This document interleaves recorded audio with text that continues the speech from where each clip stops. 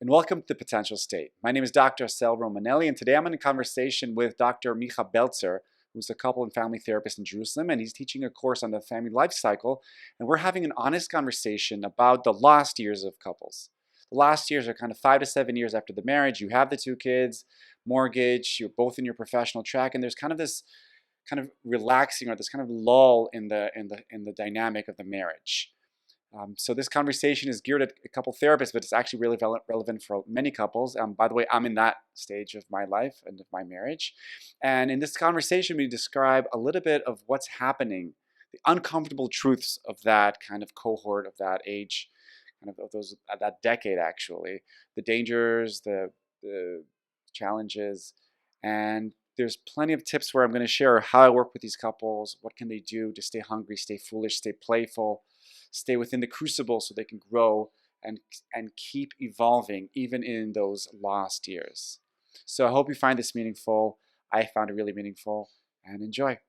So our subject is a family life cycle. We thought, what can we speak about that would be interesting, and we chose the years of marriage that we called them the what do we call them, the hidden years, Well, the the lost years, the lost years. silent years, the years where just kind of, after you have the honeymoon period, and then you have the exciting having kids, and then the 7 year dip.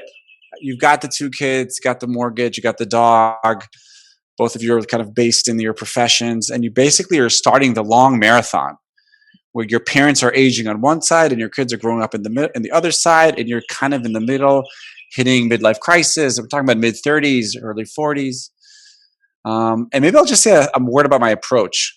Micha, you've mentioned in the beginning, and I think I would say today, if I had to define my approach, which is obviously, it's very integrative, but I'd say I'm a symbolic experiential therapist, which goes back to Satir and Whitaker, which I'm sure you guys have learned, where everything that happens in the clinic is also real, but also symbolic.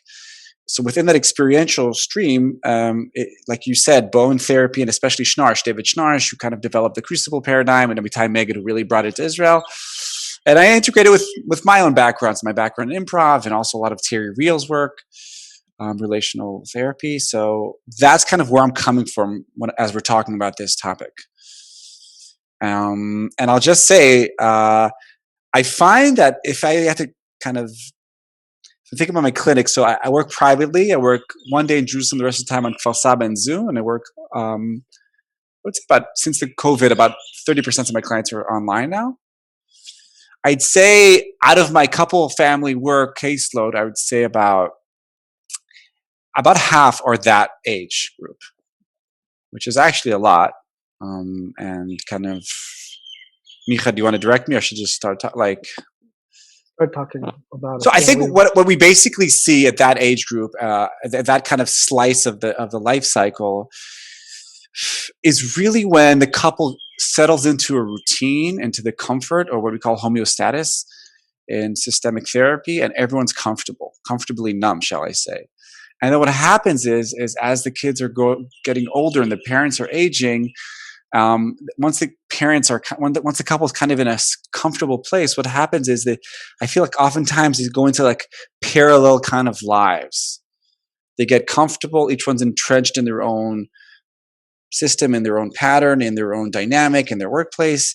They divide up the roles. Who's going to be in charge of what, who's strong in what area. Schnarch calls it high desire and low desire. I call it the 95-70 paradigm, which basically means every couple kind of divides it up to different categories. Who's the 95 and who's only the 70? 95 and what? So this comes out, I'll be referencing a lot of concepts, and maybe we'll put in the description links to the actual videos. But this is a concept I've discovered on my own work, on my own marriage, because a lot of what I do in my videos is I talk about my own marriage, and I bring in my wife to talk about these issues, because I believe, once again, all therapists are hypocrites, and I'm trying to minimize my hypocrisy. But this comes out of my work with Galit, my wife, where I realized that for many years I was harboring this sense of superiority to her. And when she said, talk to me in numbers, I said, well, it's a 95-70 dynamic. And since then, we've kind of coined that phrase. And when I work with couples, I realize that in every department, unconsciously, couples divide up who's better. who's the better lover, who's the better parent, who's the better provider. And what happened is it's a comfortable, unconscious decision. So the typical, I'm just going to use the stereotypical heterosexual relationship. The man is working. He's the 95 financially. The wife is more at home. So she's the 95 in parenting. Okay. And that's how they go on. That's how they can live like that for many, many years. I'll say one more thing. Assael, who we all know and love, obviously. So she talks about we will all be married more than once. The question is, will we be with the same partner? So I've found that like in recent years, that's kind of what I do. I help couples remarry. I've stopped measuring the success of marriage of how many years a couple's together. I measure by how many marriages have they had, how many dynamics they've had, how many homeostatuses have they had. So from the second, third date, these couples kind of have this homeostatus where they divide up. Okay, so you're in charge of the money, I'm in charge of parenting. You want to have, you're the more passionate one, I'm the more intellectual one, and vice versa. And that's how they run for many, many years. And what usually happens in the clinic is, when will they come to us? Right? That age group, that slice of that dynamic, when do they usually come? When something happens. Okay? So I understand that you're saying that, first of all, I love what you're saying about your own work on your own self and marriage, which is a very strong concept of Bowen's, that he said you can bring someone to be differentiated as much as you work on yourself, your own differentiation, and being honest and vulnerable about it, and bringing it up and working on it, and seeing that as part of your work, and working together even with your wife, and that sounds amazing. And what I understand from you is that you're saying that in these years something dies, like, just like you said, you need to like marry again, and you see that as a goal, if I understand you right, that something you went in parallel ways, or all kinds of things became rigid, and it's like a place to start assessing from the beginning and choosing each other from a new place. So I would say this: my job as a couples therapist, I believe, is to block exits and raise the temperature. Most couples are not looking for a second marriage because they don't know it's possible, because most of us grew up with parents that had one marriage for 40 years or 50 years, or they divorced. But we all know people that have divorced and married basically having the same dynamic again and again and again. So a lot of these couples will not come to me, but they usually come when something happens. When either life slaps them in the face, whether it's cancer, when their parents dying, COVID, going bankrupt, an affair, okay, which is the classical one, or when something, they just hit rock bottom and they're like, I want something different for my life. So it can be an external slap on the face, or it could be hitting rock bottom internally. That's when I at least meet these couples. I rarely will have a couple that are like, oh, we're just in parallel lives. No, because usually they're just busy. Me and my wife, we're in that cohort, right?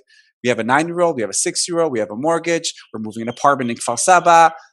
My parents, that's life, right? And for most couples, they just kind of plow through those years until something happens. I want to combine this. Something happens. Sorry. I'm just to make it exactly. Emphasizing, yeah. What I understand you're saying is that something does happen in these years that's very significant, that's what we want to pinpoint, but you're saying that won't bring people to therapy. They'll continue their lives regularly. What brings them is when they get a slap in the face, something really happens, and then the problems raise up, but the problems were there before. Listen, I don't think it's like, and this Gottman says 70% of all your problems are unsolvable, regardless of who you marry. We all have problems. There is no perfect family. We're all flawed, okay? The question is, how are you flawed? Doesn't matter if you're married Moshe or Chaim, something's going to happen. So I wouldn't say it's problems. It's these 95 70s. I call this the original contract. The contract is signed on the third date unconsciously, and you run with it for 40 years. The thing is that we won't meet these people unless there's a problem. And then, because before there's a problem, they're just used to that because that's what they see. And by the way, on a societal level, that becomes the norm. I call this the single married mom. Right? There's the mom, the wife is married, but she's basically running the kids alone because the father's all day at work. In Hebrew, we call this the Abba Pagum. There's a whole Facebook group with 500,000 men, and it's called Faulty Father, where they joke about how irresponsible they are, right? And the equivalent group of the women is called the righteous, Hatzodeket. where they're like, oh, we're so right. And my husband, he's never home. He doesn't talk to me. He's always on the screens. It's almost become like this running joke in Israel and also in the States. And I feel like that's one of the things I'm trying to fight against. I'm trying to help kind of do a societal revolution, because unfortunately that has become the norm. And we can definitely go into the men's covert depression, which is their midlife crisis, which happens at this age, and women usually kind of reinventing themselves, or once they kind of close the child rearing days or bearing days, they're like, okay, and now what? And maybe later we'll give some examples from some couples I'm working that I'm meeting them exactly that phase for two different reasons. And I want to kind of compare two different couples I'm working with coming from two different reasons, actually. So you're right, Micha. Like, they're going to come to us when something happens to them, or when one of them, usually it's going to be the wife, who wants more from life, from her husband, from herself. And usually we'll see that once the youngest kid hits 3, once the diapers and the breastfeeding is kind of over, and then she suddenly has some time, and she's like, wait, who am I married to? What's the story? What do I want? And this goes, and I have clients from the Haredi, from the Chiloni, from the secular, from the modern. Like, I'm seeing this as a cross-cultural kind of phenomenon. Why would you say it's the wife? Because usually what happens, and this, we could do a different talk just about men's covert depression. Most men, I'm feeling, and this goes back to Terry's Reels work about men are underdiagnosed with covert depression, which basically manifests not as crying or sleeping or that. It manifests as numbness, emotional numbness. And for many men, the bar is so low, and all they think about is, as long as my wife is not bitter, or at least not bitter at me, I am happy. They don't need much. The amount of times I hear in the clinic, I don't need much. I don't need much. Yeah, you do need much, but you don't know how to say it because you've never seen it. But then they keep getting slammed, right? Because in today's modern world, the man needs to also make the money, but also be attentive to the kids, and also be a tender lover, and holding, facilitating feelings. So we're kind of an interesting intersection where not only women are faced with an impossible paradigm of be the best mom and be a professional. For men, we're seeing the opposite challenge, but it's the same. Keep providing, keep being sexy and manly, but also be very sensitive and sweet, and be a parent and be present. And we're actually at a very interesting phase where the traditional roles are being challenged on both genders. But you see, the plight of the men is less heard. Their pain is less heard, because usually they're already labeled as emotionally handicapped, numb, cold, cynical. Autistic spectrum. Yeah, my husband. Yeah, I call this the intimacy queen and the emotionally handicapped partner. And you can, I will reference some videos where I have like these videos where I talk about these specific phenomena that I've been seeing in the clinic in the past decade. So yeah, that's why I'll usually see the woman, unless, once again, affair, disease, death of a parent, major illness of a child, which can wake up either one of the partners. You're talking about one phenomena is what happens to the husband, where he becomes some kind of an element of depression, something that has to do with he would appreciate if things are not too bad. He's okay with it because he doesn't know anything else. And you're saying there's something about midlife crisis that has something to do with some kind of cheshbon nefesh. Where am I? What did I achieve till today? Who cares? Did I achieve my dreams or not? And some kind of acceptance in the end of the day for who I am. But that is a process. And you're saying that's the man's side. And you mentioned the women's side, that sometimes in this stage have more time and than they had before, and they recreate themselves, and they are looking on their side and seeing this guy, and what are we doing together, and they want to reassess. Right. And those are things that happen there. But they still have small children. I mean, they're not like babies, but we're talking about a stage where children are between, you said 3 and let's say 10 plus. Yeah, right? Exactly. 10 to 12, right. Or the eldest is already 18, but the youngest is 3. Like, you're not 100% looking at your partner. You're still one eye looking at the kid, one eye looking at your partner, one eye looking at your career. And your parents are aging. Like, there's a lot of things in the air. Mortgage, like, that's what's happening. Your body's changing, aging. I'll say also that, I've noticed since I've had, like, my midlife crisis hit me right after I finished my doctorate at 40. And I've noticed I noticed that it's real because I felt it on my body. And since then, I've been working a lot with men and noticing it. And I've noticed for women, it comes a little bit early, 36, 37, depending again on the age of the kids, where they have like that similar like disillusionment. Where am I going? What's the point? Who cares? That kind of thing. And I think for that specific population, it's also interesting because divorce is usually not an option. They're not looking like, rarely will you see someone saying, well, I give up everything. It's usually what we'll see. If I had to summarize and make it more extreme, what you said, men just want quiet, women want more from their men. And this is a generalization. Obviously, I have examples for both ways, but I just wanted to give that as an example. So then oftentimes it's interesting to work with these couples because, as Schnarr says, if divorce is not an option, you won't be able to do a second order change. You won't be able to do a deep change because one of the risks of doing a deep change, a second order change, in systemic therapy, we call it, is the option of divorce. So for a lot of couples, especially from the religious and Haredi community where divorce is not an option, it becomes more challenging work and really assessing with a couple, how deep do you want to go? In systemic therapy, there's a first order change, which is a behavioral change. Okay, date night, set up a time to have sex or stuff like that, communication skills. And there's a second order change, which is a deep kind of a conceptual shift where I quit my role, I quit my 9 to 5, I'm renegotiating the whole relationship. And for some couples, they're not looking for a second order change, or usually the husband will be looking for a first order change and the wife will be looking for a second order change. And how do you manage that gap, that difference? Yeah. And for a lot of therapists, especially beginner therapists, they don't know what the difference is. So they kind of dive into first order changes, but they're like, why is this not changing the dynamic? And then they'll say in therapy that they did everything. Right. I've tried everything. I've come to therapy, I'll get clients that they've been to the 3 couple of therapists. So they got all their communication skills. They do imago, but they still hate each other's guts. So say, I hear that you don't like, so I'm repeating all the insults you've told me. Like, has that really changed? Have I stopped being the emotionally handicapped? No.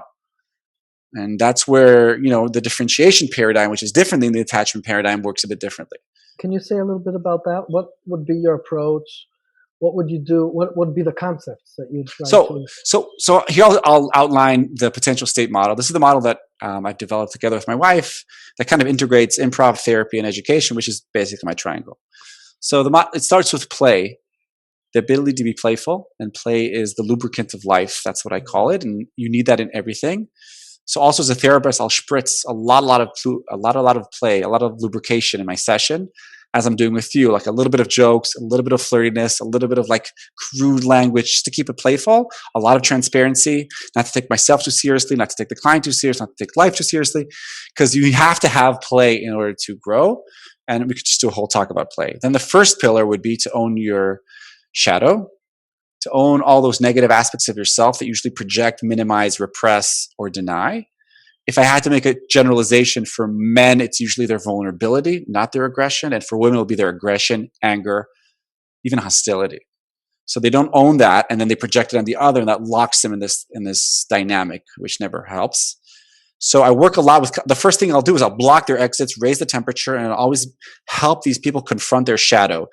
Yeah, Jung talked about shadow, which is the kind of all the garbage bag of our psychology. But in the shadow is my superpower. Shadows are not bad. Okay, So I like they're not what you're saying. Let me take it. Like to hold me tight. Let's hold the stuff you're saying.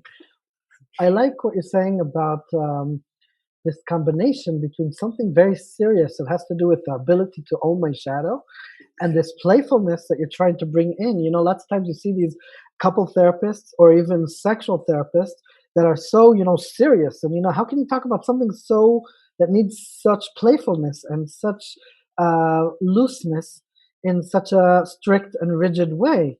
So I love this. I think it's like you have to be very creative to be able to hold these two sides where you talk about something so serious in their life, to be willing to be vulnerable and to touch my shadows, and from the other side to be playful and to be able to feel okay with myself and with my body and with my spouse.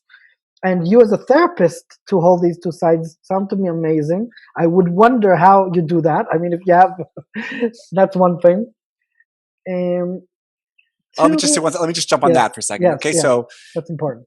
So me and my wife, we have a whole webinar where we teach couples to be more playful, because everyone thinks they're playful, but not necessarily. It's an art form. You can learn. The good news is everyone can become more playful, but you need to practice it. And especially therapists. I mean, if I go back to what you said about Bowen, is I like to say we're our own we're our own weakest links as therapists. I am my own glass ceiling, which is my level of differentiation.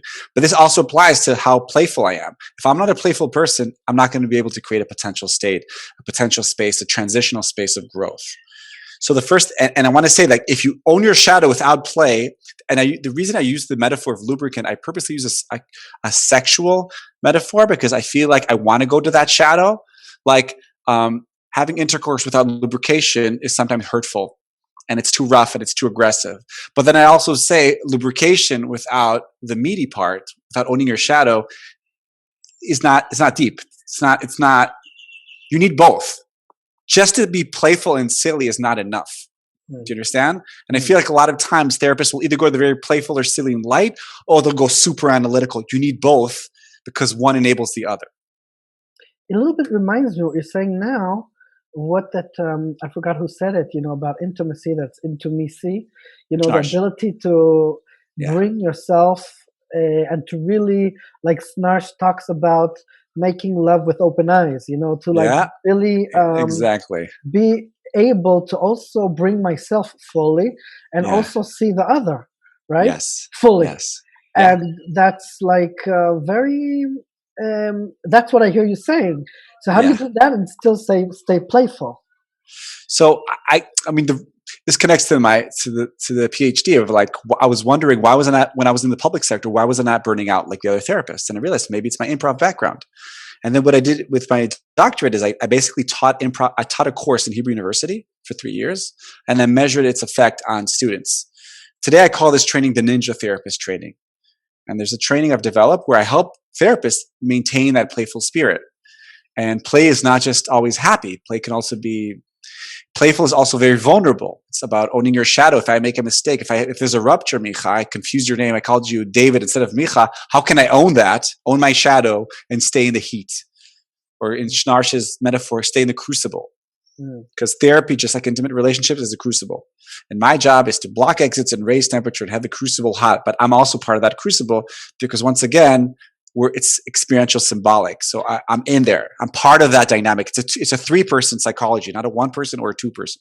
Because I'm also mentioned a few times this strategy of or way of work where you block escape doors and you increase the temperature. Can you explain that metaphor a little more? Yeah. So again, we'll put some videos there. But the basic idea is like this. Most of us we have so many exits. Let's go back to these couples. There's so many exits: work, friends, TV, computers, porn, whatever it is, right? So these couples don't meet. So what I really believe is the way to help people grow is to block their exits, not to let them run away or smoke screen. Okay? So physically, I mean, not physically blocking them, but like in the room or even on Zoom, I will say, no, don't go over there, or talk to me in numbers. Bring this down. How important is this to you from 1 to 10? And you can't say 5. I'm purposely blocking them, or like he's going on this long lecture. I stop in the middle of a sentence and say, okay, what are you basically saying? Do you want to have sex with your wife, or don't you want to have sex with your wife? Right? And that's like an example where I'm blocking exits, I'm raising the temperature, and I'm not letting my partner kind of squeal away from it. And because the problem is these couples are basically smoke screening each other for years, or even gaslighting, which is even worse, right? And then they use therapy to do the same. Right. And then they smoke screen the therapist. And because we're nice, and the client, you're letting the client lead. You can spend years in therapy and not actually talk about anything. And basically, I'm reminding all of us, therapy is an exercise in relationships, in intimacy, right? So they're going to do to me what they do to each other. That's why I love the school of experiential symbolic system, because what they're doing to me, they're actually doing to Assael, but it's also symbolic. And then what I try to do in vivo is try to react to them in a different way while their partner is eating popcorn, watching me react to their partner in a different way. And they're learning how to relate differently. And it's easy for me to relate to them because I'm not married to them. So I can love them more openly. I can hate them more aggressively. I can call them on their shadow more openly because they are not part of my system. Wow. And that's why I believe in couples therapy, because the problem is with individual therapy. By the way, this age group, a lot of times they'll go to separate therapists. Usually the wife will go to a separate therapist. And then what we have a clinical affair, I call it, where the therapist becomes the amazing savior, the lover, right? The clinical lover, and the husband stays like the numb, you Problem. know. Yeah, he's just the bum. But my therapist, oh, he's amazing. He's amazing. I laughs with me, we cry, and we laugh, and he understands in ways. It doesn't help their marriage. It just creates a bigger rift. So you'll try to bring them together into the room to meet each other and not separate it. Yeah, it's a 2-for-1. I say, why? A, you get to confront yourself. B, you get to see if you have another marriage with this partner, because oftentimes you don't have another marriage with this partner, and then you need to make a decision whether you want the same marriage for the next 20 years or you want a different marriage. But then you might have to risk being with a different person. But you say what Snarsh said, that you need to risk. You have to have this ability to say, "I'm willing to separate." Yeah, that has to be. I don't encourage divorce, but I don't feel like my job is not measured by whether the couple stays together or not. My goal is that they remarry, hopefully each other. Yeah. That's my goal. I have a question that has to do with the life cycle, this stage in life. You know, because you're talking about something that requires so much work, inner work, and the willingness to maybe become playful is something very hard by itself. And the willingness to face my shadow is also needs so much energy.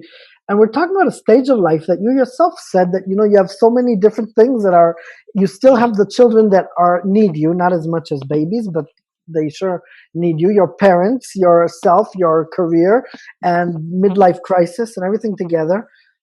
Where do you have the capacity and the room to do this work that you're talking about? How do you even convince the couple to be willing to do what it takes? Well, here's where it gets a bit easier, because once again, why did they come to me? Because something happened. So usually I don't have to. So here's another thing I want to say. Another mistake a lot of therapists do is they assume whoever sits across from them is a client. First, you need to suss out who's a client and who's not, who's a visitor or who's just a complainant. So one of them? Yeah, you're either a visitor, a complainant, or a client. Most people start off probably as complainants, but some of them are visitors, and then don't waste your time on them. You cannot want this more than them. The second you want it more than them, it's doomed. But that's a different talk.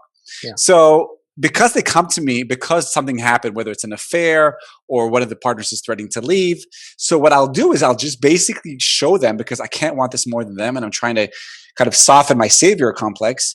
I'm saying, okay, this is how it's going to unfold if you don't do anything. If you stay the emotionally handicapped, she's going to have either a clinical affair or a real affair or leave you. And just own that. I mean, again, I didn't finish the model, but the first step is just owning your shadow. But then there's 2 other ones, and I'll just add them here just for the flow. So play, right? Owning your shadow. After that, let it land. Learn the ability to let what your partner's saying in. Don't get defensive. Let that land into your body, because your body is smarter than your mind. Your body's always in the present, etc. That's a different talk. And then the third one is say the thing. I help couples become more direct, blunt, one-dimensional, and clear with their partner. Whether it's good, you're amazing, I love you, or it's very negative. It's like, I hate that behavior, or you really humiliated me in front of my parents. But it has to go in this order. First, you got to own your shadow. Then you got to let it land, and only then you can say the thing. So the way I work with couples is I really follow that model, and I help them block, let what she's saying in, or let what I'm saying in. And then I want to hear you bluntly, directly, one-dimensional, clear, not complicated, not ambivalence, like where are you for today? And that requires the tax you have to pay for working in this style is be willing to have a lot of ruptures. My therapy room is filled with, I'm also in the crucible. And I get slammed. I mean, I finish the day bleeding because I get jabbed by my clients all day, because I'm jabbing them, because it's a face-to-face. Because I'm wrestling with them, because this concept of ezer kenegdo, which I've never found a good translation in English, but I think everyone here knows it. Like, most of us don't have that. Most of us don't have this in our life. Most of our therapists are usually not ezer kenegdo, and it's my job. So I'm going to be an ezer kenegdam. And a lot of times I have to reframe what they're experiencing, whether they're either insulted or hurt by me. I'm saying, I'm not trying to attack you, but what you're feeling right now is ezer kenegdo, and that's how it feels. And I want you to rewire your brain. This should be your standard. What you're feeling now with me as the therapist, and look at the partner, this is what your wife has not had for the last 5 years, 10 years, 20 years. You guys are out of shape. That's when that's the language. You guys are out of shape. So You if haven't I been understand your answer, you're saying, first of all, they have a motivation that has to do with something that happened. And that brings them in, and they're sometimes willing because they don't have any choice. Because if it's not, it's to live or die. Something like happened, it's very, or they'll leave us, or my wife will leave me. yeah. So then they're willing to like maybe do what it takes. But still, I wonder, even though after you also said another two things that are part of the that are very hard to own. You talked about owning my shadow. That by itself, everybody likes to do avinu chatanu on the other person's chest. Like to say that my partner is all kinds of things. But who Yeah, likes to say that about himself? And exactly. you're like bringing them to such intense and it takes so much energy. How do you convince them? That's what I'm trying to understand. To be willing to do the work, and I understand if it's they're not always that motivated to do Right. everything it takes. So how do They're you get them? rarely motivated. Right. So the two ways I do it, I don't try to convince. I model it. Mm. First of all, Okay, that's I a very model it by being strong, blunt and very important. transparent. That's a super important point because I am my own glass ceiling. So at first I model it by the way I talk about myself, by the way I talk about my own relationship, by my own struggles, by my immediacy skills, saying the here and now here. Which is not so, mekubal, Yeah, it's not in so therapy. accepted. I know, I Yeah, know. but in couple But therapy, it is different than individual. yeah, I mean, I also realize that, we're going back to all therapists are hypocrites, right? How can I tell them be authentic and real and vulnerable when I'm not? Like, as a young social worker, I started doing family therapy when I was single with no kids. So obviously I was a hypocrite, right? But I think through the years, obviously, because I had no kids and I'm talking to people that have 10 kids, like, who am I to tell them? I mean, a little bit of humble pie here, like a little bit of humble pie. But I really think that it's not really about telling them, not, doesn't have to go like when I supervise therapists, not everyone's, comfortable talking about their own marriage, but at least it's about comfortable about speaking. And this is called, Clara Hill calls this immediacy skills, saying the here and now of the session. For instance, I see you were a little bit hurt for what I said there before. Like you're saying that you're sad, but it's not landing for me as sadness so much. Like to have the courage to call people out, to say the thing in vivo in the session, but play is what's going to help me kind of repair that rupture. Because I'm playful, if I say something to you, Micha, and I'm wrong, I'll create an atmosphere where you can say, Assael, what are you talking about? You're crazy, right? Like it's not going to be, it's not going to be an error, a mistake, like a alliance failure. We're softening that. We're entering the world of play and potential state. I'm reminding Donald Winnicott, who said, a therapist who cannot play should not be a therapist. Wow. So that's what helps me do that. So once again, I model it. The second thing I do, I try not to want more than them. So what I will do is I'm going to mirror to them very clearly what's going to happen if they don't do it. But then I'm also, and this is another concept, I think it's from Whitaker, detachment from outcome. Like it's your life. Like Whitaker used to say, I'm taking 100% responsibility over the process. I take zero responsibility over the results. And at moments where I work too hard, a lot of therapists, we work too hard, we take ownership as if it's like we have to prove it. No, it's attachment from outcome. It's their life. You want to stay the emotionally handicapped partner? Fine. But just so you know, this is what might happen. Or for the female partner, right? So you've been a martyr in your mind. You're a martyr for 20 years. That's your right. But you're basically a married single mom. Is that how you want to continue? Because then basically what you're creating is this model that fathers are overrated. And then basically your daughters will be looking for a man just like your husband. Is that what you want? Mm. Like it's very like that. And then they can make a decision. And oftentimes couples, they don't want to do a second order change. So you're saying that what you do in this situation, you know that this stage in life is like crazy and people are so overwhelmed with all kinds of things in life.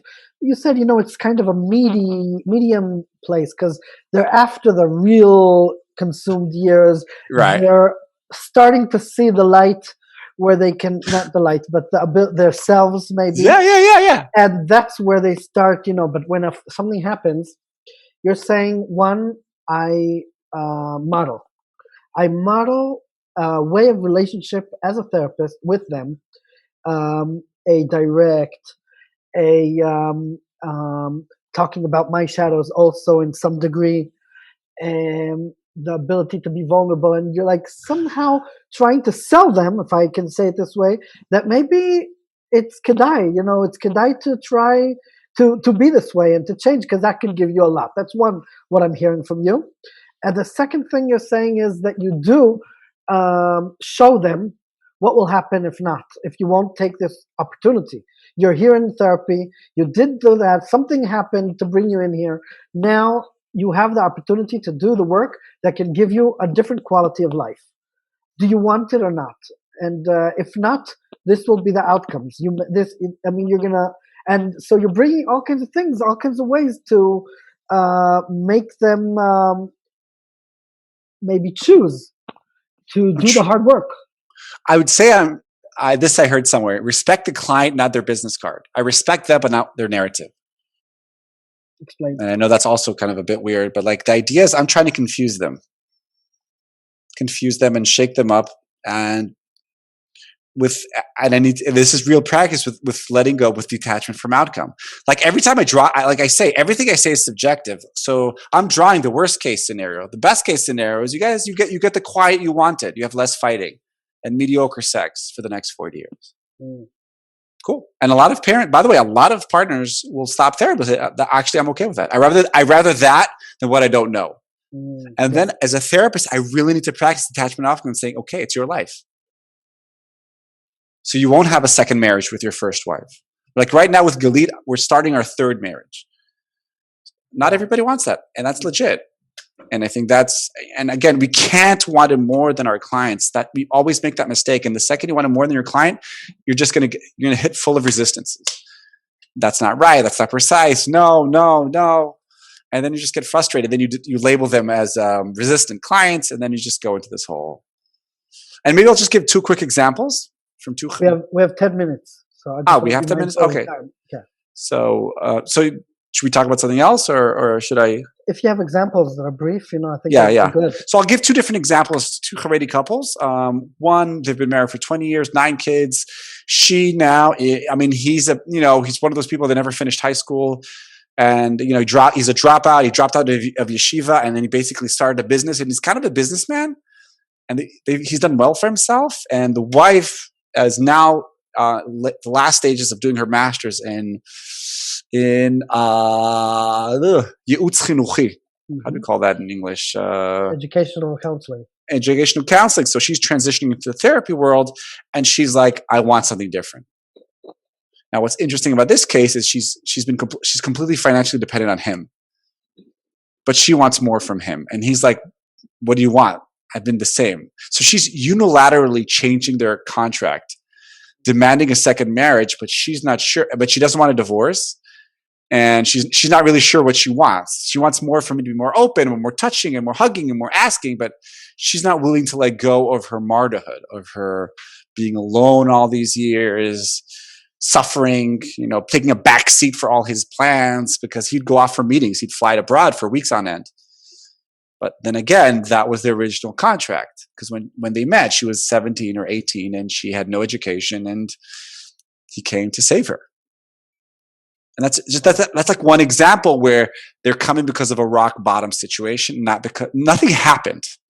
Like there wasn't a major crisis in their marriage. That's why the husband was like, "Why am I here?" He was a visitor. He's like, "I really don't know," but she's talking about divorce. I'm like, "What?" And he, by the way, they're still in therapy now. He's still a little bit ambivalent. He's not sure how much he wants to reinvent himself. He's happy with who he is. The emotionally handicapped, working like a dog, wants quiet, maybe more sex from his wife, but he's more or less content with his first marriage. That's one example. I'll give the opposite example of a different Haredi couple, 5 kids. He's been having affairs for years. Also very successful professionally. And I'm meeting them after 2 or 3 couple therapies where she's like, I've had it, but she hasn't really had it.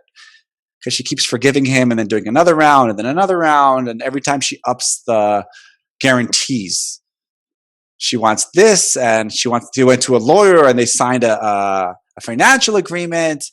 But it's still the same dance where he's basically, bala me'a bala de'a.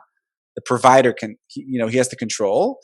And she still sees herself, once again, as kind of a victim who's always suffering, but she's not willing. She threatens with divorce, but there's a part of her that's scared. Even though she's working full time, but she won't be able to maintain the lifestyle she currently has. But she's more focused on him repenting, and guaranteeing that he will never betray her again, than actually growing herself.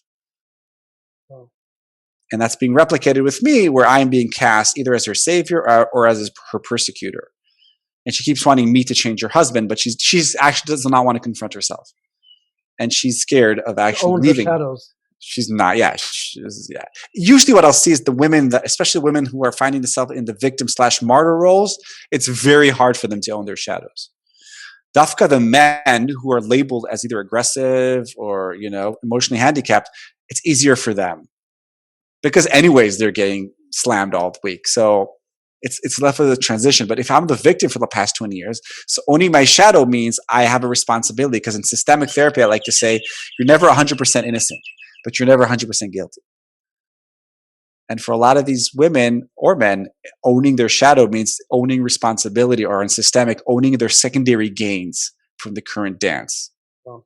And that is very hard for a lot of people. But then again, you spritz some play on it, and you own some of it yourself, and you're modeling it. So it eases. It's like a spoonful of sugar makes the medicine go down. So spoonful of play lets the interpretation or the reflection go down a little bit smoother for the clients. Wow. Sounds like such a creative dance as a therapist, to bring, to see it as such a, how to call it, like a creation. Therapy, wait, psychotherapy is not, Freud tried to make it science. It's not a science, it's an art. It's time to reclaim the art. And I totally agree. And Brad Keeney talks about, he says, once the shaman or the prophet was everything, was an educator, was an artist, was a therapist. It was a person who went through all these processes. And today we've separated therapy, art, and education to different disciplines. They're the same. They all talk about change. And it's time to reclaim, as therapists, to reclaim those different parts of ourselves, to be alive. And also one more thing, because we need to enjoy ourselves, because if not, this is an inhumane profession. We're basically loaded with trauma 5 days a week, 6 days a week, and then we're supposed to live our lives. Now, we have to find that creativity, or else we will burn out, or we will become an imposter syndrome, or we will become a dry, cynical, sarcastic person, which is really sad. So sorry that we don't have more time, because I feel like we can talk about this forever. And you're bringing in so many musagim, so many concepts that the imposter syndrome and everything you talked about now could be so interesting to talk about. So I'm sorry we have like a few minutes. Do you want to say a few things about where can people find you? And, how can great. Because I'm not sure we're going to have notes to put in. So first of all, I'm going to try to take a few links also. But so I'll just say briefly. The website's called Potential State. So it's potentialstate.com, one word. And then there's a YouTube channel called Potential State. You search inside YouTube, and there's 112 videos. There's the Potential State podcast, which is the same content but in audio. And then I have a blog on Psychology Today, which is called The Other Side of Relationships, where I kind of dive deeper into that. So all of those links are in my website called potentialstate.com. And there's also a newsletter, which we send out every 2 weeks with more original videos and content. And obviously, you guys can be in touch with me. And I'd be happy to help. And Micha, I want to thank you for this opportunity. And I wish you and all your students b'atzlacha. And may we be able to, bring joy and connect people to themselves and to each other. So first of all, thank you very much to you.